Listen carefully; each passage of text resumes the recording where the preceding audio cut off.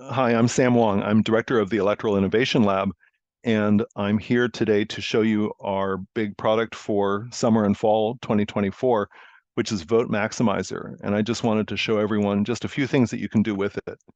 So Vote Maximizer is a tool, let me just share the screen here, is it a tool that lets people see where individual votes are more powerful. And the idea here is that often polls and other media coverage tell you about horse race, tell you about who's up and who's down. But what they don't tell you is where you can make a difference.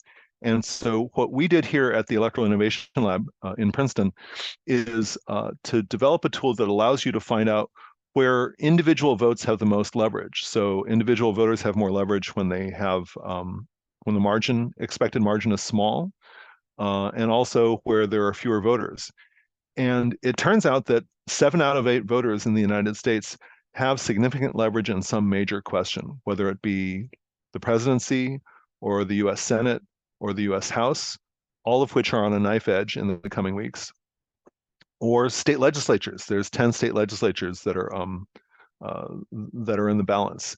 And add to that democracy repair, things like ranked choice voting and other reforms, and abortion rights, and other direct democracy. The vast majority of people in the US have some power. Let me just show you what it's like here in my own home district. I'm sitting here in Princeton, New Jersey. And if I type in my zip code and I go over here, you can see here that in fact, there's lots of places where one can have influence. In fact, one thing that's interesting is that in the Northeast, there is something like over a dozen congressional districts where the race is close enough to be pivotal. And I live in Princeton, which is here near the Pennsylvania border. And if you can see it here, this kind of funny shaped district, this is the district I live in, the 12th district. And the district I live in, the 12th district, is not competitive. So that's too bad for me. My voter power is not that great. But the per vote leverage is much greater north of me in the 7th district, where there's a closely contested race between Tom Kean Jr. and Sue Altman. Over the river, there's 3 close districts, District 8, District 7, and District 1. And the point here is that what we've done at the Electoral Innovation Lab is calculated the amount of influence that one voter has if you get them to turn out or if you persuade them. And the reason this is important is that in addition to voting, you also have power to influence a race by going out and canvassing, going door knocking, by phone calling. You also have power by donating money. And what this resource tells you is it gives the relative amount of power, where out of 100 points total power, the 7th district, your leverage is the leverage of a single vote is 65. Over here in District 8, 96. And this is done by mathematical analysis, converting the expected margin into a probability of swinging things by moving a few votes.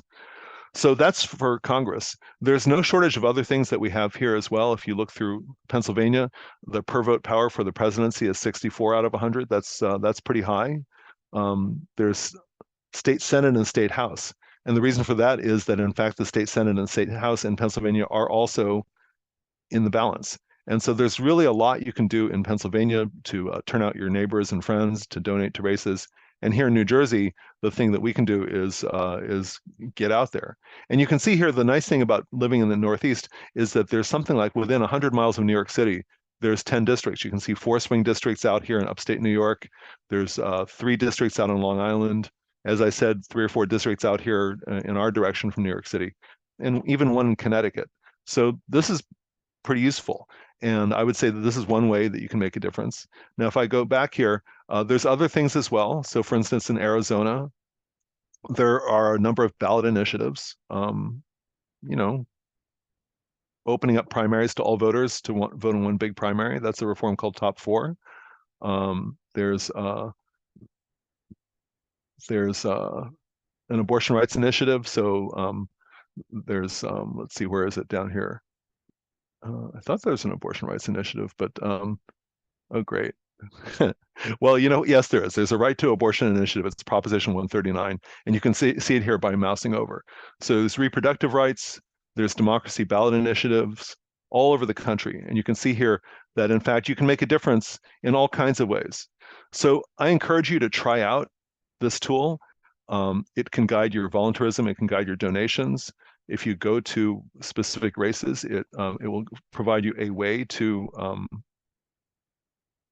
donate. And so here's a way to donate. It even warns you whether somebody has anti-democracy views. So that's hopefully useful to you. Anyway, I encourage you to try Vote Maximizer. It's available at votemaximizer.org. Thank you very much.